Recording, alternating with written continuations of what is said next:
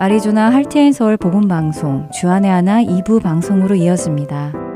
주안의 하나 2부에는 우리의 신앙을 점검하고 주님을 향해 다시 집중하게 인도하는 프로그램 전심으로와 은혜의 설교 그리고 선교지에서 겪은 일들을 나누는 부르신 곳에서가 준비되어 있습니다. 먼저 전심으로 들으시겠습니다.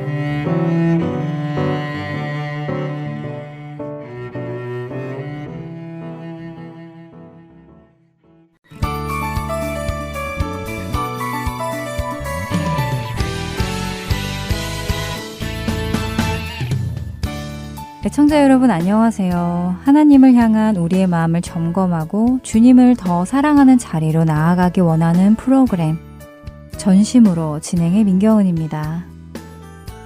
지난 한 주간 여러분의 말씀을 살펴보실 기회가 있으셨나요? 여러분의 마음 안에 하나님을 향한 여러분의 사랑을 빼앗아가는 것들이 있는지 보셨는지요? 우리는 우상 숭배를 금송아지나 나무나 돌로 조각한 신상에 제사상을 놓고 절하는 것으로만 생각하는 경우가 있습니다. 그러나 우상 숭배란 하나님과 우리의 관계에서 우리의 마음을 하나님으로부터 빼앗아가는 모든 것을 의미하지요. 그것은 돈, 권력, 다른 사람과의 관계 등 우리가 하나님보다 더 가치를 두는 모든 것을 포함합니다.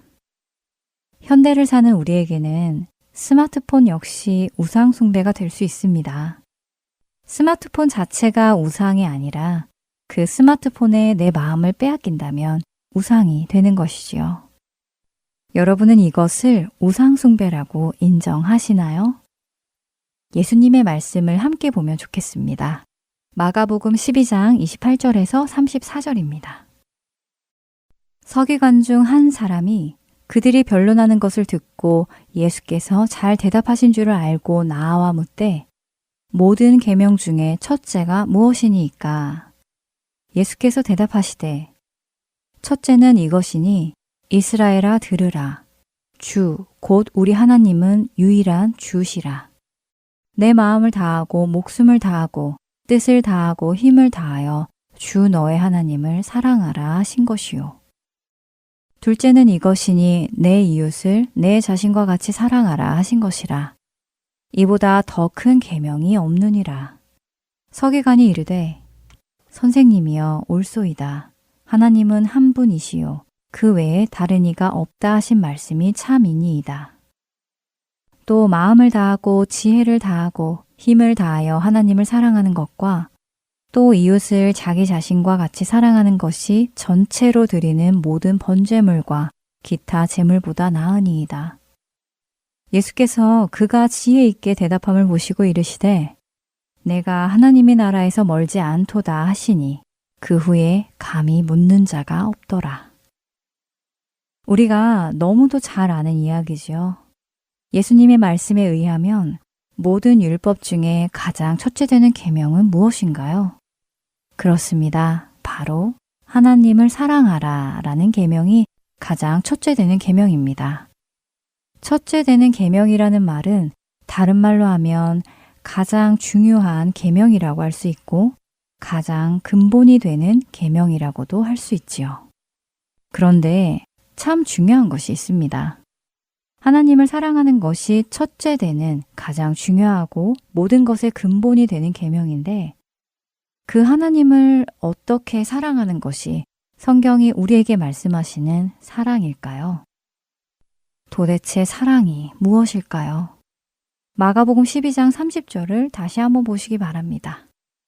내 마음을 다하고 목숨을 다하고 뜻을 다하고 힘을 다하여 주 너의 하나님을 사랑하라 라고 하시지요.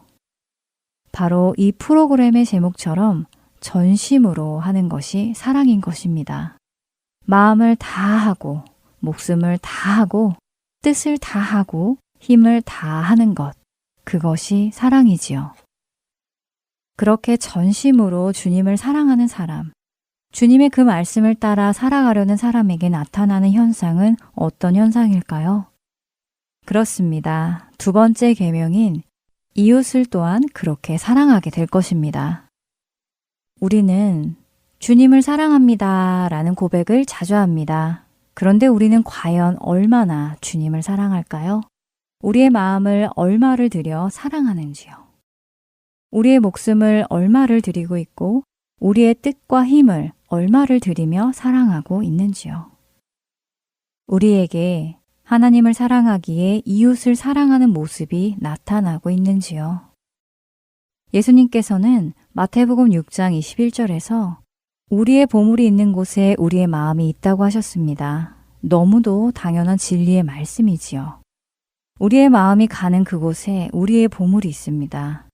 내가 좋아하는 것, 내가 귀하게 여기는 것, 내가 사랑하는 것에 내 마음이 끌리게 되고 내 마음을 주게 되어 있지요. 그것이 지난주에 살펴본 솔로몬 왕에게 나타난 현상이었습니다. 솔로몬은 하나님을 사랑했고 하나님을 사랑했기에 하나님의 백성인 이웃을 사랑했습니다. 그들을 잘 섬기는 왕이 되기를 원했지요. 그리고 실제로 그는 그 일을 잘 해내었습니다. 솔로몬은 자신의 보물을 하나님 안에 두고 있었습니다. 그래서 마음이 하나님께 가고 있었지요. 그러나 시간이 지남에 따라 그 보물들을 자신의 아내들에게로 옮겨졌고 다른 우상들과 거짓신들에게 두게 되었습니다. 솔로몬은 스스로 내가 이제 하나님을 그만 섬기겠다라고 결정하지 않았습니다. 자신도 모르는 사이에 하나님을 향한 사랑에서 점점 멀어져 간 것입니다. 솔로몬이 그랬던 것처럼 오늘 우리 시대에도 주님을 향한 사랑이 서서히 떠나가고 있는 것을 깨닫지 못하는 사람들이 많이 있습니다. 자신들의 보물을 자신들의 욕망에 두고 세상의 것들에 두고도 자신은 그것들과 함께 하나님도 섬길 수 있다고 믿는 실수를 저지르고 있습니다. 혹시 여러분 중에도 여러분의 마음 안에 두 개의 공간을 두고 하나님과 이 세상의 것들을 따로따로 모시고 섬기며 살아가는 모습이 있지는 않으신가요? 우리 하나님은 질투하시는 하나님이시라고 스스로 말씀하셨습니다. 그분은 다른 어떤 것도 그분의 자리에 두는 것을 허락하지 않으십니다. 우리가 두 마음을 품는다면 우리는 결코 하나님을 온전히 사랑할 수 없습니다. 주님을 향한 우리의 열정이 다시 타오르기 위해 가장 먼저 해야 할 일은 지금 이 시간 그분을 향한 내 마음이 처음 사랑에서 떠나갔다는 것을 인정하고 그분 앞에서 회개하는 것입니다. 회개란 마음을 바꾸는 것입니다. 마음의 방향을 바꾸는 것입니다. 그렇게 이 시간 하나님께 내 안에 세워놓은 우상들을 보게 하시고 그것들을 제거할 힘을 달라고 하시기 바랍니다. 그리고 결단하시기 바랍니다. 가끔 우리는 하나님께 잘못된 기도를 할 때가 있습니다. 하나님을 더 사랑하게 해주세요. 잘못된 길로 가지 않게 해주세요. 하나님을 떠나지 않게 해주세요. 와 같은 기도 말입니다. 이런 기도가 잘못된 것처럼 느껴지지는 않지만 사실 이런 기도 안에는 하나님께서 그렇게 해주시라면서 하나님께 모든 책임을 전가하는 의도가 숨겨져 있기 때문입니다. 신명기 30장 15절에서 20절을 읽어보겠습니다. 보라, 내가 오늘 생명과 복과 사망과 화를 내 앞에 두었나니 곧 내가 오늘 내게 명령하여 내 하나님 여호와를 사랑하고 그 모든 길로 행하며 그의 명령과 규례와 법도를 지키라 하는 것이라. 그리하면 내가 생존하며 번성할 것이요 또 내 하나님 여호와께서 내가 차지할 땅에서 내게 복을 주실 것임이니라. 그러나 내가 만일 마음을 돌이켜 듣지 아니하고 유혹을 받아 다른 신들에게 절하고 그를 섬기면 내가 오늘 너희에게 선언하노니 너희가 반드시 망할 것이라. 너희가 요단강을 건너가서 차지할 땅에서 너희의 날이 길지 못할 것이니라. 내가 오늘 하늘과 땅을 불러 너희에게 증거를 삼노라.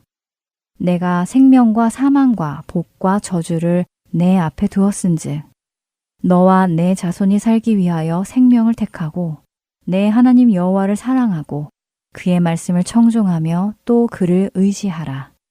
그는 내 생명이시요 내 장수이시니 여호와께서 내 조상 아브라함과 이삭과 야곱에게 주리라고 맹세하신 땅에 내가 거주하리라. 하나님께서는 생명과 복, 사망과 화를 백성 앞에 두십니다. 그 선택은 누구에게 맡기시나요? 선택권은 누구에게 있습니까? 바로 하나님의 백성에게 있습니다. 하나님은 억지로 하나님을 택하게 하지 않으십니다. 하나님의 백성이 하나님을 자원하여 선택하기를 원하시지요. 하나님께서는 오늘도 우리에게 동일한 선택권을 주십니다. 하나님을 택할지, 내가 좋아하는 무익한 것들을 택할지는 나의 선택에 달려 있습니다. 그러니 하나님을 더 사랑하게 해주세요.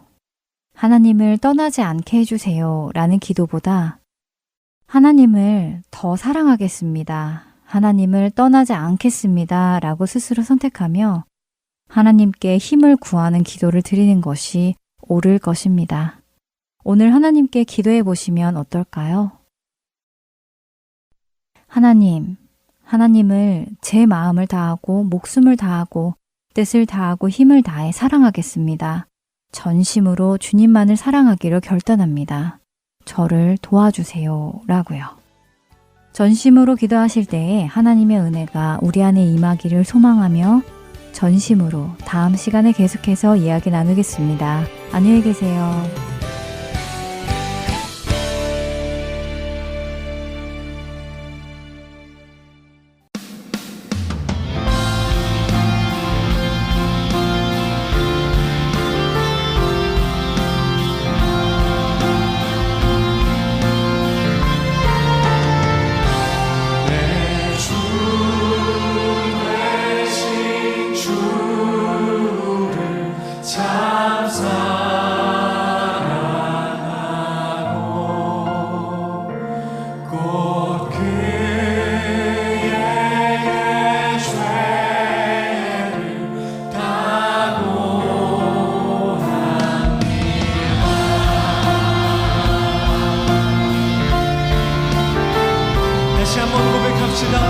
내 주 예수 되신 주를 참 사랑하고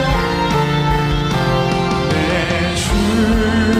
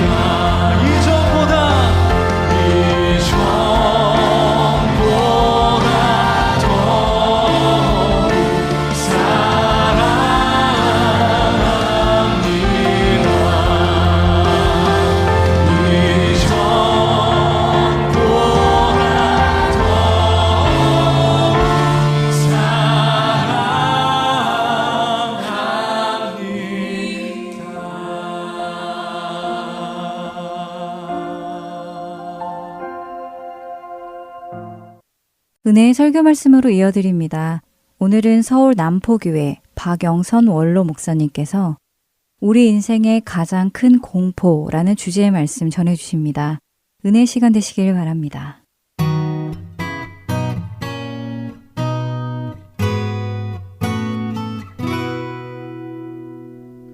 한국교회의 가장 기독교 신앙과 합쳐지기 어려운 부분이 윤리입니다.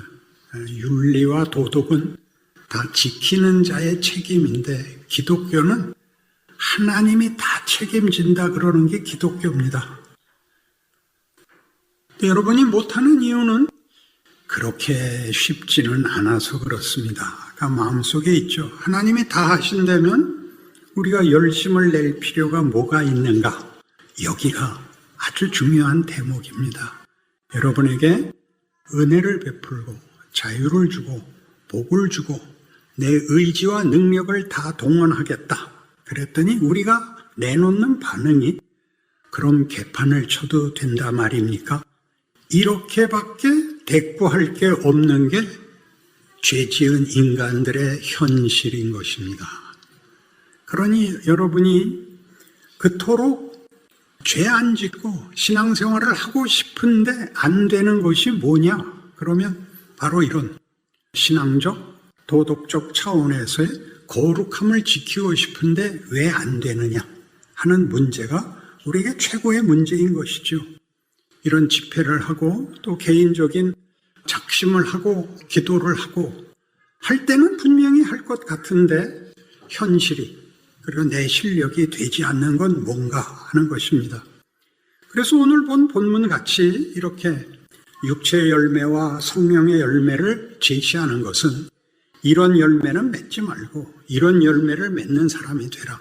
이렇게 간단한 문제가 아니고 내가 누군가라는 나의 존재론, 나의 정체성이 내 행동으로 나온다 그러는 것입니다.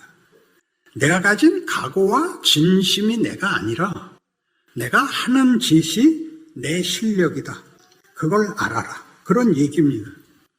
그럼 어떡하란 말인가? 물론 잘하라는 말인데 잘한다는 말에 우리는 얼마나 많은 의지와 인내와 충성심을 가져야 이 신앙을 완벽하게 소화할 수 있는가 하는 문제에 대하여 우리 어제 했던 말 그대로 하나님이 우리를 하나님의 찬송이 되게 하는 일에 의지를 갖고 있다면 우리는 매우 큰 원군을 갖고 있는 셈입니다. 그렇죠? 그래서 하나님이 우리를 편들고 이렇게 만들고야 말겠다고 한다 하는 것이 로마서 5장에 한번 찾아보시겠어요? 로마서 5장에 17절, 로마서 5장 17절. 한 사람의 범죄로 말미암아 사망이 그 한 사람을 통하여 왕노릇하였은즉 더욱 은혜와 의의 선물을 넘치게 받는 자들은 한 분 예수 그리스도를 통하여 생명 안에서 왕노릇하리로다. 우리가 죄인 된 게 누구 탓이었죠? 아담 때문이었습니다. 똑같이 예수가 아버지의 뜻을 순종하심으로 이제 모든 내 후손들은 생명 안에서 왕노릇하리로다. 이렇게 선언하는 것이 기독교입니다. 그러니까 우리가 가지는 한국 기독교의 좋은 점이면서 약점이 뭐냐면 윤리가 강하기 때문에 윤리적인 면에서 기독교인 된 표를 나타내는 데는 매우 뛰어나면서도 그것이 하나님의 의지를 내 책임으로 가지는 것 때문에 은혜를 받을 줄을 모르는데 큰 어려움이 있습니다. 물론 이 어려움 속에는 여러분이 하나님이 가지시는 의지가 내 것이 되게 기독교 신앙을 이렇게 하나님의 의지, 하나님의 선도성이라는 것으로 이해하는 것보다 책임과 반응으로서 이해하고 그래서 내가 한 일에 대하여 보상을 받는 식의 기독교 신앙관을 가지는 것이 대부분의 신자들의 형편입니다. 나의 반응에 의해서가 구원마저도 반응에 의해서, 복도 반응에 의해서라고 생각하는 것을 강하게 찢고 들어오는 성경이 욥기입니다. 욥기는 대부분 다 잘 이해 못하는 성경 중에 하나인데 우리의 현실을 이해하기 위해서 잠깐 설명을 하겠습니다. 욥은 제1장이 아주 중요한 선언이 떨어지는데 욥은 읽을 때 꼭 기억하셔야 됩니다. 욥은 의인입니다. 욥은 죄인이 아니고 완벽한 의인입니다. 사탄이 하나님께 찾아오자 하나님이 사탄을 꾸짖느라고 야 너는 매일 그렇게 쓸데없는 짓을 하고 돌아다니냐? 욥을 좀 봐라. 그랬더니 아이고 하나님 잘해 주시니까 잘하죠. 그러면 한번 복을 다 제거해 보세요. 그래도 잘하나? 정말? 우리 내게 할까? 해서 하나님하고 사탄하고 말장난하다가 욥이 몽땅 뒤집어 쓰고 하루아침에 홀딱 알거지가 돼서 앉게 됐습니다. 왜 일이 이렇게 됐는지 알지 못하지만 욥은 불평하지 않고 침묵을 지키고 있습니다. 사탄이 다시 등장했죠. 하나님이 뭐라고 놀리시죠? 봐라, 네가 괜히 날 들쑤셔갖고 저렇게 만들었는데도 입 다물고 믿음 지키는 거 보지 않느냐? 그러니까 하나님 몸을 직접 치셔야죠. 소유물을 친 것 같고야 누가 항복을 하고 자빠지겠습니까? 몸을 치십시오. 그래? 너 생명만은 건드리지 못한다. 쳐라. 그래서 정수리부터 발끝까지 온 몸에 병이 납니다. 그래서 기왓장으로 몸을 긁고 어쩔 줄을 모르고 앉아있죠. 친구들이 그 소식을 듣고 찾아옵니다. 세 친구가 찾아왔죠. 욥의 형편이 하도 위중해서 감히 입을 못 벌리고 있습니다. 그러자 욥이 참고 있던 중에 처음으로 입을 엽니다. 뭐라고 입을 여냐 하면 내 생일이 달력에서 없었더라면, 우리 어머니가 나를 베지 않았더라면, 내가 태어나지 않았더라면 얼마나 좋았을까. 하나님께 직접 항의는 못하고 태어난 것 자체를 저주하기 시작합니다. 그러자 친구들도 입을 열지요. 너 그딴 소리 하지 말고 빨리 회개해라. 뭘 회개하라는 거야?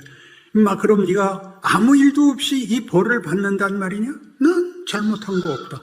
넌 말을 그따위로 하는 것만 봐도 네가 잘못했다. 사람이 어떻게 잘못을 안 할 수가 있냐? 빨리 용서를 빌어라. 난 못했으니까, 잘못한 거 없으니까 난 용서받았다고 회개할 수 없다. 그래서 3명의 친구와 3라운드에 걸친 설전이 벌어집니다. 그래도 욥은 그들의 모든 공격에도 불구하고 내가 잘못한 것도 있으면 대봐라, 데려와봐라. 증인이 있다면 내가 700배로 갚아주마. 데려와봐라. 없죠. 세 친구가 더 이상 할 말이 없어지자 엘리후가 등장합니다. 엘리후가 등장하여 마지막 도전을 이렇게 하죠. 하나님은 창조주시다. 하나님이 잘못한 것이 뭐가 있느냐? 하나님의 질서와 통치에 잘못된 것이 뭐가 있느냐? 내가 이런 벌을 받는 것은 전부 네 잘못이지 어떻게 하나님이 잘못한 것이겠느냐까지 이르게 됩니다. 그 와중에 욥은 어디까지 가냐 하면 하나님 우리 계급장 띄고 한번 만납시다 까지 갑니다. 하나님 나도 궁금합니다. 내가 왜 이 어려움을 겪어야 합니까? 가 욥의 항변입니다. 그리하여 38장에 하나님이 등장하십니다. 폭풍 가운데서 하나님이 욥을 만나서 너는 대장부같이 허리를 동이고 내가 하는 말에 대답을 해라 라고 하면서 사냥도 보여주고 악어도 보여주고 우박창고도 보여주고 온 세상을 보여주면서 이 사냥들이 언제 새끼를 낳는지 네가 아느냐? 이 바다가 어디까지 올라오고 더 이상 못 올라오게 한 기준이 뭔지 아냐? 우박창고를 본 적이 있냐? 너는 알아야 된다 라는 창조 세계에 대한 증거들을 가지고 욥에게 질문을 하십니다.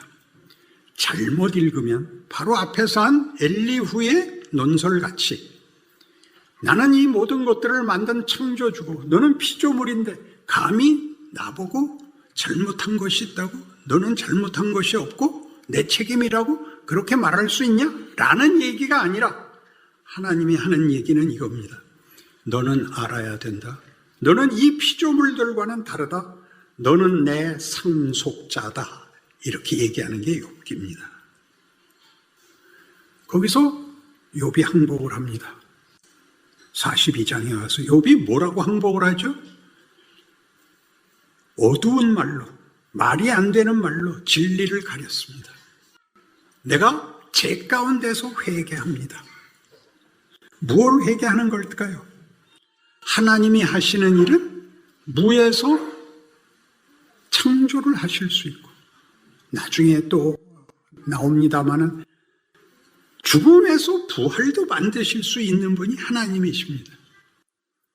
하나님이 만드신 모든 것의 결과물과 그 내용은 다 아름답고 놀랍습니다. 하나님이 욥에게 들이댄 모든 창조물들을 가지고 한 질문들은 이것입니다. 넌 무엇을 근거로 하여 무슨 근거로 내가 잘못했지 네가 잘못이 없다 라고 항변하느냐. 거기에 욥이 이렇게 대답한 것입니다. 기억해 두셔야 됩니다. 난 잘못한 게 없잖아요. 그게 욥이 하나님께 대든 이유입니다. 하나님이 우리를 뭘 만들려고 하느냐라는 문제를 놓치고 잘한 것과 못한 것의 기준선상에서만 신앙생활이 평가되기 때문에 우리는 도무지 잘하는 것 같지가 않고 될 것 같지가 않은 것입니다. 그러나 성경이 하는 얘기는 이런 시간들을 거쳐서 하나님이 우리에게 만들려고 하는 것이 기어코 만들어져야만 데려가시겠답니다. 그전에는 죽지도 못하는 겁니다. 오래 살려고 그래서 말 안 듣겠다. 그렇게는 안 하겠죠. 하나님이 뭘 어떻게 만들려고 하시는가. 여기가 기독교 신앙의 핵심인 것입니다. 에베소서 1장 3절에서 6절 같이 그의 사랑하시는 자 안에서 우리에게 거저 주시는 바 그의 은혜의 영광의 찬송을 만드는 겁니다. 이건 우리가 아는 도덕법, 우리가 아는 어떤 능력의 산물의 정도를 훨씬 뛰어넘는 하나님이 하나님이라는 존재만으로서 우리에게 경배와 찬송을 받으실 분인 것 같이 하나님은 우리에 대하여 창조에서 소개한 바와 같이 우리의 모양대로, 우리의 형상대로 우리가 사람을 만들어 우리와 사랑과 믿음을 나누게 하자. 그게 인간 창조의 근본적 이유입니다. 그래서 요한복음 17장은 예수님께서 뭐라 그러느냐 하면 아버지께서 내 안에 내가 아버지 안에 있는 것 같이 저들도 다 하나가 되어 우리 안에 있게 하사 아버지께서 나를 보내신 것을 믿게 하옵소서. 이렇게 되는 것이 기독교인 것입니다. 기독교는 관계에 관한 것입니다. 하나님과의 관계. 잘했을 때는 누가 먼저 기억이 났고 못했을 때는 누가 먼저 기억이 나든가요? 잘했을 때는 마누라가 생각이 나고 그야 뭐 흠잡을 거 없죠. 못했을 때는 누가 생각이 나든가요? 노하신 주님이 생각이 나고 그것은 여러분 도덕법으로는 벌받을 장면이지만 따지고 보면 하나님과의 관계가 소원해지는 것이 우리에게 제일 큰 공포로 와 있다고요. 여러분의 영적 내용이 하나님과의 관계라는 것으로 얼마나 묶여 있는가를 보여주는 아주 매일 겪는 경험인 것입니다. 하나님 마음에 내가 더 들었으면 좋겠다. 더 잘했으면 좋겠다. 그런데 안 된다. 안 되면 어떻게 해야 된다? 하나님이 우리를 왜 창세 전에 택했고 그 기쁘신 뜻으로 택한 하나님의 영광의 찬송인데 이런 인생을 살게 하시는 거예요. 아담이 저질러 죄와 사망이 왕이 된 자리에서 우리 보고 살라고 하시는 거예요. 세상에 나가면 어느 곳에나 죄와 사망이 큰 소리를 칩니다. 죄란 뭐라 그랬죠? 하나님과 분리된 것, 하나님 없는 것. 그래서 생명과 가치가 없는 것. 세상 사람들은 다 생명과 가치가 없습니다. 사망은 뭐죠? 무가치한 것, 소멸되는 것. 그래서 욕밖에 할 게 없습니다. 분노밖에, 폭력밖에 쓸 수가 없습니다. 우리는 그나마 하나님과의 관계에 대하여 맨 처음 반응을 하게 되고 감각을 하게 되는 우리는 구별된 사람들입니다.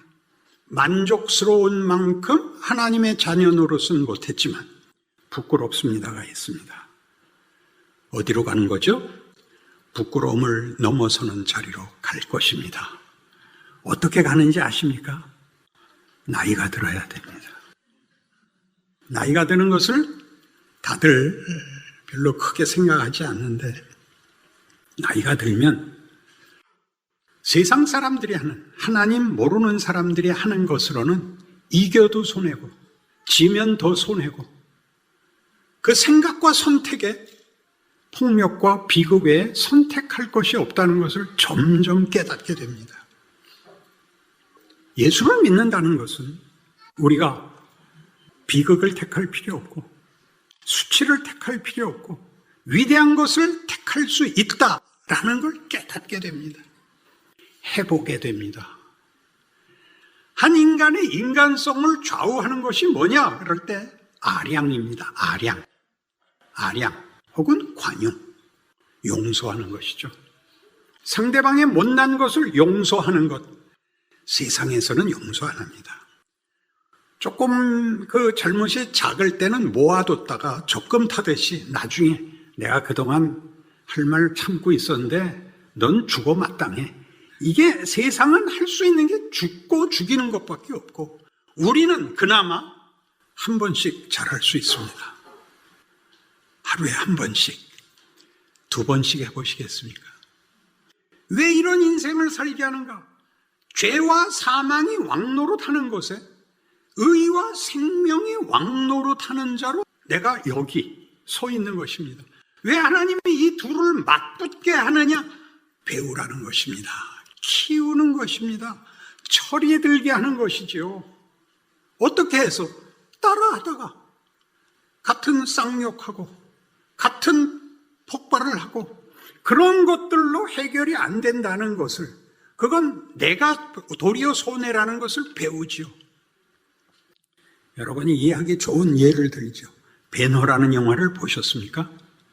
베너라는 유대인이, 예루살렘에 살고 있는 유대인 청년이 있었는데 거기서 같이 큰 로마 사람인 메살라라는 친구가 로마에서 여기 수비대장으로 임명이 돼서 와서 옛날에 같이 컸던 정으로 집에 불러서 잔치를 열고 기쁨을 나눕니다.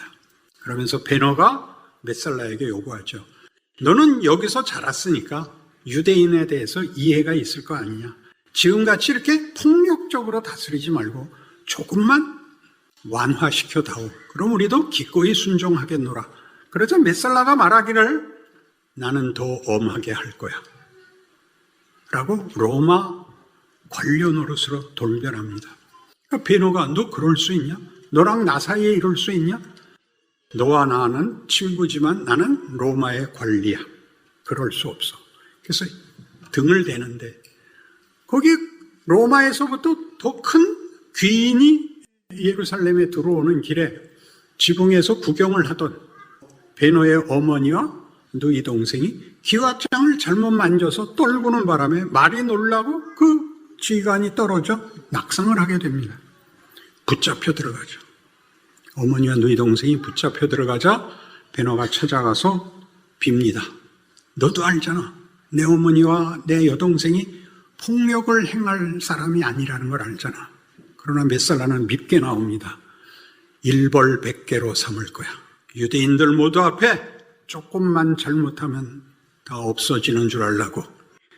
너 이 새끼 빨리 안 내놔 하고 베노가 창을 들고 찌르려고 하자 메살라가 악당은 이래야 돼요.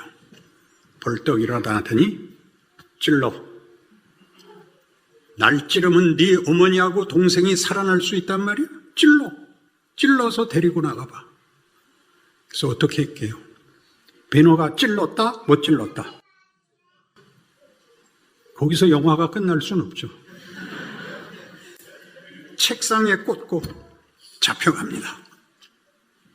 잡혀가는데 메살라가 미운 소리까지 해놔서 베노는 훨씬 더 험한 쇠사슬에 묶여서 노예선으로 끌려가는 내내 고생 끝에 우물가에 도착해서 모두가 물을 한 모금씩 얻어먹는데 그 물도 못 먹게 합니다. 그놈은 물도 주지 마. 거기서 예수님이 등장을 하죠. 예수님이 물 한 바가지를 떠서 줬는데 간수가 와서 걷어찹니다. 그놈은 주지 말래니까. 예수님이 일어나서 그 간수를 쳐다보자 그 간수가 태양을 마주 볼 수 없는 것 같이 뒤로 물러가고 베노는 간신히 물 한 바가지를 얻어먹고 떠납니다. 이 장면은 굉장히 중요합니다. 예수님이 베노에게 물을 먹였기 때문입니다. 물을 먹은 게 해결이 된 게 아니라 너 여기서 끝나면 안 돼. 아직 멀었어. 너 더 살아서 더 당해야 돼. 어딜 갔어요? 노예선에 갔다고요. 노예선에서 2년 동안 노를 줬습니다. 새로 사령관이 오고 해전에서 이 배가 침몰했는데 사령관을 구해서 말하자면 해방이 돼가지고 자유의 몸이 되어가지고 로마 황제 앞까지 가고 그 사령관의 양아들이 되고 그리고 돌아와 메살라 앞에 섭니다. 전차 경주에서 이기고 메살라가 목숨이 경각에 달리는 중상을 입죠. 지금 다리를 잘라야 살아납니다. 수술합시다. 안 돼. 그가 올 거야. 봐, 왔지. 베노가 찾아옵니다. 메살라가 그 온몸이 부서진 거기서 뭐라고 악을 쓰냐 하면 승부는 아직 끝나지 않았어. 너 저 동구박 굴에 가봐. 네 어머니와 네 여동생이 있을 거야. 으하하하. 거기가 나환자들의 동굴이거든요. 베노가 찾아갔죠. 정말 어머니와 여동생이 있습니다. 보복을 했는데 답이 없습니다. 매일 미치겠는 겁니다. 어떻게 할 도리가 없습니다. 부인이 묻습니다. 여보, 복수를 했잖아. 메살라 죽었잖아. 근데 왜 당신 마음을 못 풀어? 난 안 돼. 난 이렇게는 풀 수가 없어. 부인이 뭐라고 얘기를 하냐 하면 당신이 메살라 같아요. 메살라는 정말 악당이었고 베노는 정당한 사람이었는데 그 영화는 그렇게 그를 지적합니다. 당신이 메살라 같아. 그래서 다음날 이대로 동굴에 내버려 둘 수는 없어. 그래서 어머니와 여동생을 데리고 마을로 들어오는데 예수님이 십자가를 메고 가는 걸 보게 되고 다 놔두고 따라갑니다. 그리고 예수님 십자가에 돌아가시고 돌아온 베노가 이렇게 말하죠. 그 말씀이 내 가슴에 있던 칼을 놓게 했어. 아버지여 저들을 사하소서. 저들이 자기가 하는 일을 알지 못하나이다. 그리고 짜자잔 그러고 끝나는 겁니다. 메살라가 없으면 여기까지 가질 못하는 겁니다. 그럼 그냥 행복하게 살았더래요. 도토리 키재기로 끝나는 인생을 하나님이 여기까지 끌고 가는 겁니다. 분노를 넘어서는, 폭력을 넘어서는, 자폭을 넘어서는 가장 큰 위대한 자리에까지 우리를 끌어올리기 위해서는 우리가 싫어하는, 아니 우리가 좋아하는 어떤 안전장치까지 깨고 우리를 꺼낸다. 그러는 게 성경이 하는 말입니다. 하나님이 자신을 증명하는 일에 있어서도 하나님은 히브리서 5장 8절 같이 그가 아들이시라도 받으신 고난으로 순종함을 배워서 온전하게 되셨다 라고 얘기하는 것은 무시무시한 말씀입니다. 하나님은 모든 존재의 주인이시고 그는 누구에게 무슨 위협을 받거나 강요를 받거나 유혹을 받거나 어떻게 양보를 해야 될 필요가 없는 분이 자기 아들을, 여기서 자기 아들이라는 것은 본인이 오는 것보다 더 큰 것을 말하는 겁니다. 여러분 모두 아시다시피 자식을 위해서 부모가 죽지 부모를 위해서 자식을 잡는 자는 없습니다. 하나님이 자기 아들을 어디까지 보냅니까? 십자가에까지 보냅니다. 그리하여 온전하게 됐다는 것은 하나님이 그 무슨 결격 사유가 있었던 걸 채웠다가 아니라 하나님은 우리가 아는 개념의 권세와 지위와 능력으로서 우월함으로 하나님이 자신을 자랑하지 않으시고 우리를 불러내실 때, 만들었을 때 그 작정대로 우리의 형상, 우리의 모습, 아들이 아버지 안에 내 안에 아버지가 있는 것 같이 저들도 다 하나가 되어 우리 안에 있게 하시려고 나를 보내신 것. 그래서 우리가 간 자리, 사망의 자리를 들어오시는 겁니다. 우리가 죽어 나 자빠진 무덤에 같이 와서 누우시는 거죠.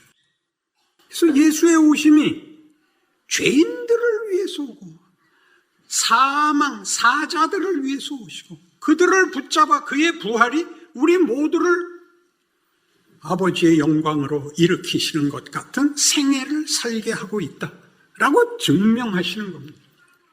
하나님이 하나님 노릇을 어떻게 하는가? 왜 그렇게 하는가? 우리로 하나님과 사랑과 믿음을 나눌 수 있는 자로 만들겠다. 어떻게 만들어야 되느냐? 차근차근 만들어야 됩니다. 에베소서 4장 13절 우리가 다 하나님의 아들을 믿는 것과 아는 일에 하나가 되어 온전한 사람을 이루어 그리스도의 장성한 분량이 충만한 데까지 이르리니 이는 우리가 이제부터 어린아이가 되지 아니하여 사람의 속임수와 간사한 유혹에 빠져 온갖 교훈의 풍조에 밀려 요동하지 않게 하려 함이라. 오직 사랑 안에서 참된 것을 하여 범사에 그에게까지 자랄지라. 그는 머리니 곧 그리스도라.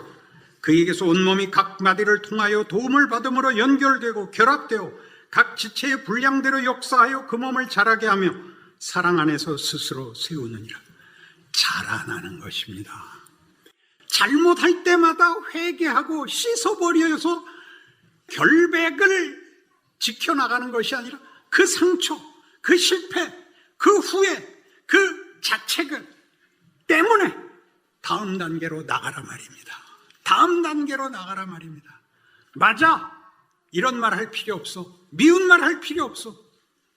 좋은 말 하시고 멋있게 구시고 그리스도께서 십자가에서 저들을 사하소서의 자리까지 가라.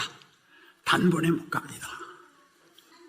부활이란 망한 것을 영광으로 뒤집는 기적입니다. 신자된 가장 큰 힘이 뭐냐? 이 운명에, 이 의지에 우리가 부름을 받았다는 사실을 아는 것입니다. 여러분이 기대하는 식으로 자라는 것이 아니라 뜻밖의 일들이 뜻밖의 곳에서 뜻밖의 모양으로 만들어냅니다. 멋있어집니다. 이걸 믿는 게 기독교 신앙입니다. 여러분 잘 아시는 탕자 비유가 나가서 술 처먹고 기생들하고 방탕하게 살았대. 그러니까 밤낮이 술 먹는 것과 기생 만나는 것. 그걸로 치부하는 게 아니라 아버지를 떠나 지 맘대로 사는 바람에 아무 교육도 훈련도 못 받고 시간을 보냈다. 이게 탕자의 비유인 것입니다. 그가 돌아오자 아버지가 환영합니다. 아들이 돌아왔으니까요. 환영합니다. 큰아들이 일을 마치고 들어오다가 왜 집에서 음악 소리가 들리냐? 하인이 대답하기를 당신 동생이 집 나갔던 동생이 돌아와서 아버지가 기뻐서 잔치를 열었습니다. 그런데 아버지가 나와서 얘야 내 동생이 돌아왔으니 들어가서 함께 즐기자. 난 못 들어갑니다. 이 창기와 함께 재산을 다 팔아먹은 놈한테는 소를 잡고 나는 오늘도 일하고 아버지의 명령을 한 번도 어긴 적이 없는데 염소 새끼도 한 마리 안 잡아주었습니다. 그러자 뭐라 그러죠 아버지가? 얘야 내 것이다 네 것 아니냐. 우린 상속자입니다. 하나님이 우리를 어떻게 대접을 하느냐면 상속자는 건 재산을 물려받는다 이렇게 간단한 문제가 아니라 아버지가 나를 자식으로 대접하는, 히브리인들의 문화 속에서는 부자지간이라는 것은 동등한 지위, 이 지위에 속하지 않은 자들은 종, 여기가 다른 겁니다. 여러분은 하나님의 영광의 찬송이어야 됩니다. 그 영광을 찬송하는 자가 아니라 여러분이 그 영광의 꽃이라는 뜻입니다.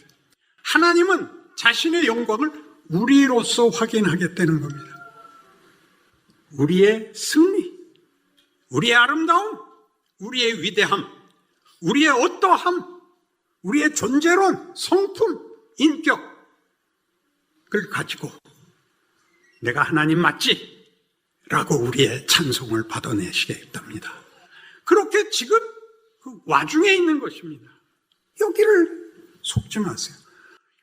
인생이란 그 일이 만들어지는 과정입니다. 여러분이 어느 날은 나는 은퇴해야 되나 봐, 나는 포기해야 되나 봐 하는 생각이 드는 것은 모든 유명한 스포츠맨들이 다 고백하는 얘기입니다. 안 그런가요? 난 이쯤에서 그만둘 뻔했다, 나는 아닌가 보다라고 했다. 그러나 그 사람들이 고백한, 이런 고백을 한 사람들은 다 유명 성공한 스포츠맨들입니다. 하나님이 이기게, 하나님이 기어코 목적을 이루시겠다고 우리를 불러세워 그 아들을 주시고 그 아들을 걸고 우리의 영광을 약속하고 있습니다. 그 나날을 삽니다. 그 하루마다 큽니다. 그 사실을 놓치지 말고 위대한 성인이 되시고 자랑스러운 교회가 되어주시기를 바랍니다.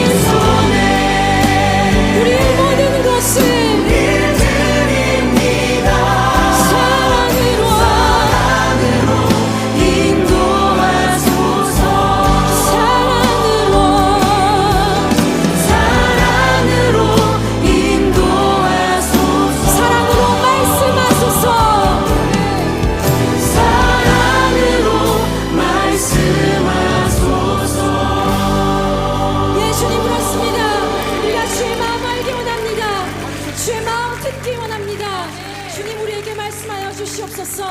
할렐루야.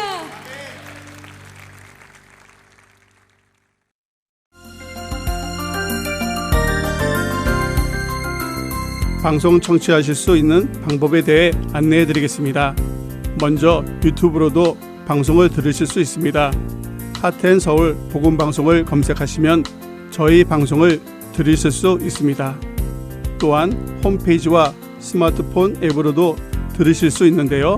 이 방법을 사용하시면 지난 방송들도 다시 들으실 수 있고 프로그램별로도 들으실 수 있습니다. 그리고 카카오톡으로도 방송을 보내드리고 있는데요. 카톡으로 방송을 받아보고 싶으신 분들은 사무실로 연락 주시기 바랍니다. 이런 방법들 외에도 가장 편하고 익숙한 방법이 있지요. 바로 CD로 듣는 방법입니다. CD 회사가 문을 닫을 때까지 저희는 방송 CD를 제작하여 애청자분들께 보내드리겠습니다. CD가 편리하신 분들 또는 CD가 필요하신 분들은 계속해서 CD를 사용해 주시고 언제든지 CD 신청을 해주시기 바랍니다. 사무실 전화번호는 602-866-8999번입니다. 감사합니다.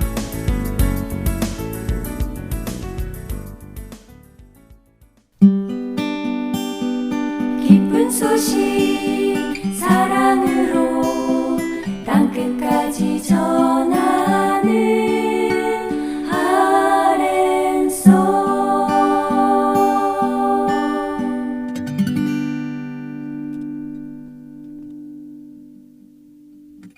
부르신 곳에서 함께 들으시겠습니다. 오늘은 필라델피아에서 선교사님들을 섬기고 계시는 조이스 한 선교사님의 첫 번째 이야기입니다. 임경빈 성도가 대독해 드립니다.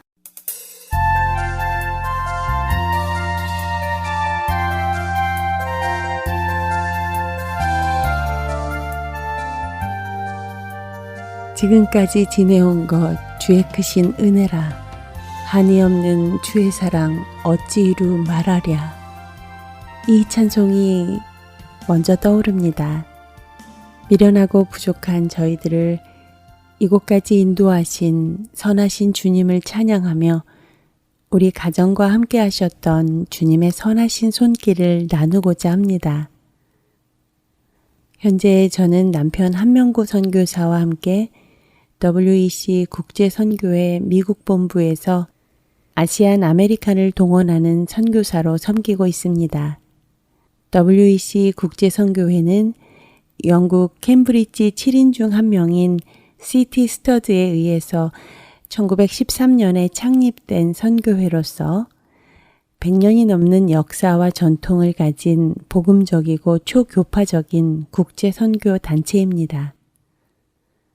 평범한 한 사람의 비전과 헌신으로부터 시작된 선교회는 현재 미전도 지역을 중심으로 약 80여 개국에서 사역하고 있으며 약 70여 개국에서 모인 2천여 명의 선교사들이 팀으로 활동하고 있습니다.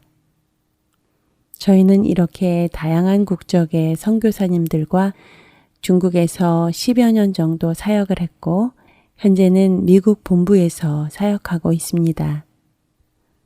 매일매일 올라오는 선교지의 긴급한 기도 제목을 놓고 기도하는 것이 저희의 사역이기도 합니다.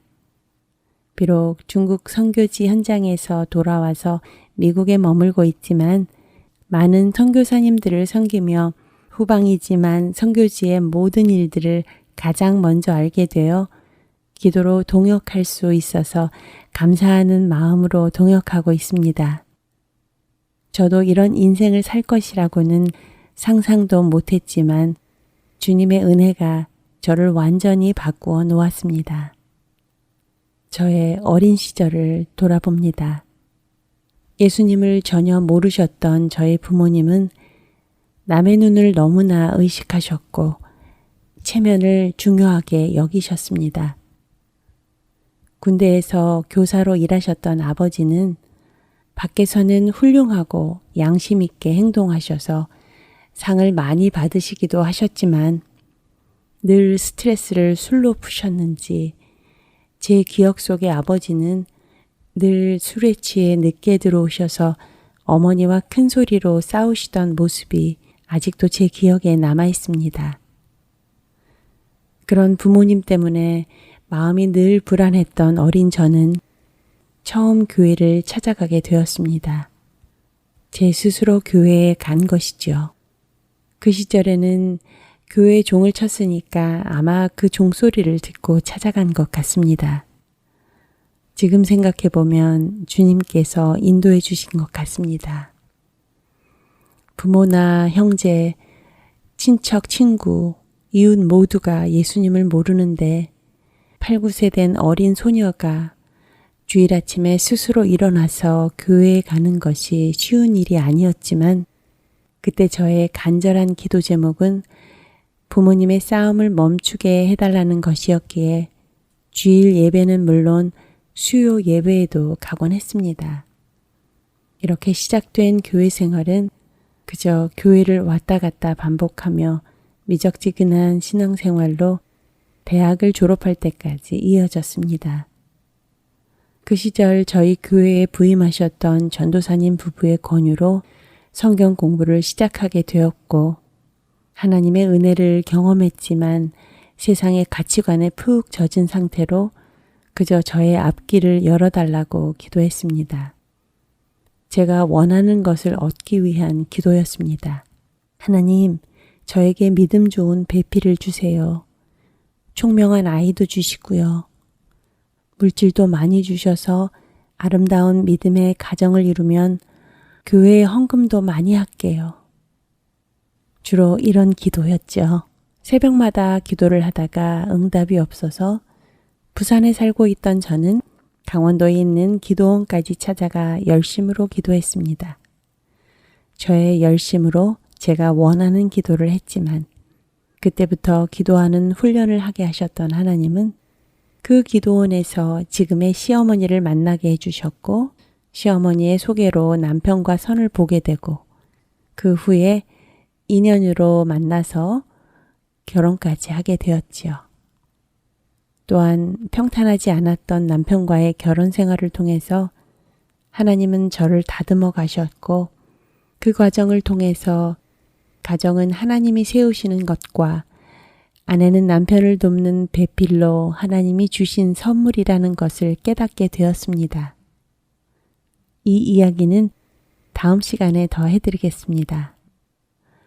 청년 시절 저를 말씀으로 양육하셨던 전도사님 부부는 저에게 하나님의 뜻을 구하는 기도를 해보라고 하셨고 하나님의 부르심에 대해 말씀하시며 선교사로서의 삶과 신학 공부를 해보라고 추천해 주셨습니다. 선교의 개념조차 없었던 저는 선교라는 것은 농촌 선교나 북한 선교 정도 들어본 것이 전부였습니다. 어릴 때부터 늘 장애자들을 섬기고 싶다는 마음은 있었지만 저에게 선교사라는 것은 상상할 수도 없는 일이었습니다. 그런 저에게 준비를 위해 미국에서 공부하는 것이 어떻겠냐고 말씀하셨습니다.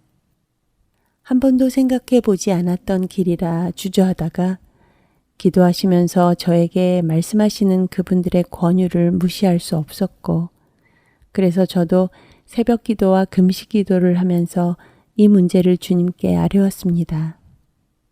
주님, 저는 소명에 대해서 잘 모르겠지만 주님의 뜻에 따르겠습니다. 이렇게 덜컥 기도했습니다.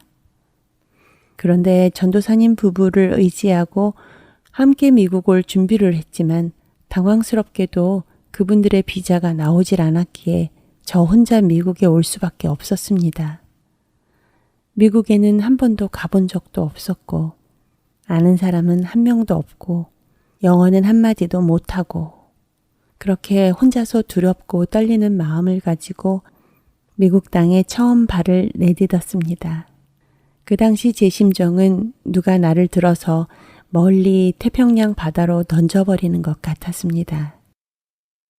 건너로 소개받은 집사님께서 공항에 나오셨다가 하필이면 비행기 연착으로 집으로 다시 돌아가시는 바람에 공항에서 미아가 될 뻔했던 일은 지금도 아찔한 기억으로 남아 있습니다. 예수님을 믿는다고 하면서 세상에 속했던 사람들로 둘러싸여 있었던 저를 미국으로 옮기셔서 제 주위의 모든 사람을 예수님을 믿는 사람들로 둘러싸이게 하신 하나님. 지금도 그때를 생각해 보면 모든 것이 주님의 은혜입니다 라는 고백밖에 나오질 않습니다. 사람이 마음으로 자기의 길을 계획할지라도 그의 걸음을 인도하시는 이는 여호와시니라. 잠언 16장 9절의 말씀이 살아서 저의 삶에 경험되기 시작되었습니다. 우여곡절 끝에 현지 집사님이 공항에서 픽업해 주시고 그래서 교회로 왔습니다. 미리 한국에서 컨택한 담임 목사님께서 저를 친절히 맞아주셨고 영어 학교도 안내해 주셨습니다. 저는 마치 하늘에서 낙하산을 타고 땅에 떨어진 것 같은 심정이었고 이곳 사정은 전혀 몰랐기 때문에 하나에서 10가지 남의 도움을 받아야 했습니다. 곳에서 공부하고 계시는 전도사님의 도움을 받아 여러 행정적인 일도 해야 했고 당장 집을 구하지 못해서 이 집 저 집 신세를 져야 했고 정말 저 혼자서 할 수 있는 것이 아무것도 없다는 것을 철저히 깨닫는 시간들이었습니다. 제가 할 수 있는 것은 오직 기도밖에 없었습니다. 교인들의 도움으로 새벽 기도를 같이 갈 수 있어서 얼마나 감사했는지요. 새벽마다 눈물로 울부짖었습니다. 늘 부모님과 주위 분들의 도움으로 살았고 또 그분들은 늘 내 옆에서 도와줄 준비를 하고 계셨는데 도움을 청할 분들은 태평양 너머에 계셨으니 저는 이때 나의 도움은 오직 여호와께만 있다는 것을 뼈저리게 느꼈습니다. 모든 것을 제가 결정하고 책임을 져야 한다는 것이 너무 힘들었습니다. 너희는 인생을 의지하지 말라. 그의 호흡은 코에 있나니 쇠말 가치가 어디 있느냐. 이사야서 2장 22절의 말씀입니다. 하나님은 언제나 기도하게 하셨고 늘 먼저 일하고 계셨습니다.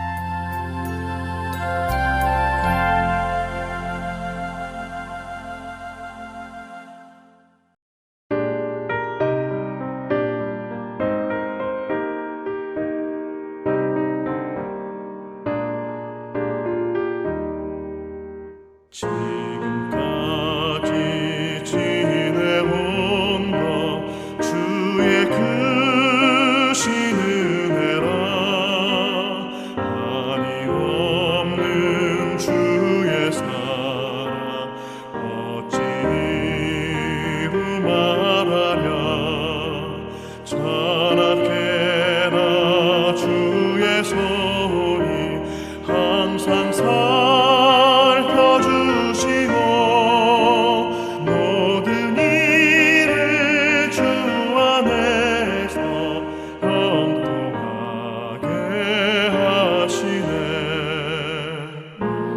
맘도 연약하나 새 힘 받아 살았네. 울붓듯이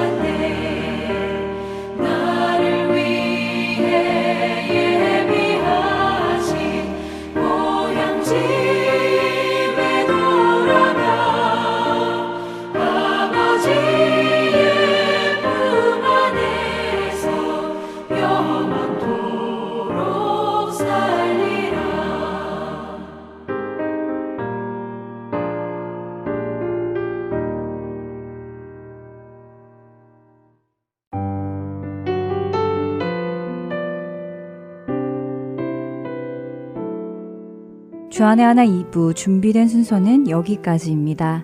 계속해서 주안의 하나 3부로 이어집니다. 주님의 말씀을 더 알아가는 시간 되시길 소망합니다. 안녕히 계세요.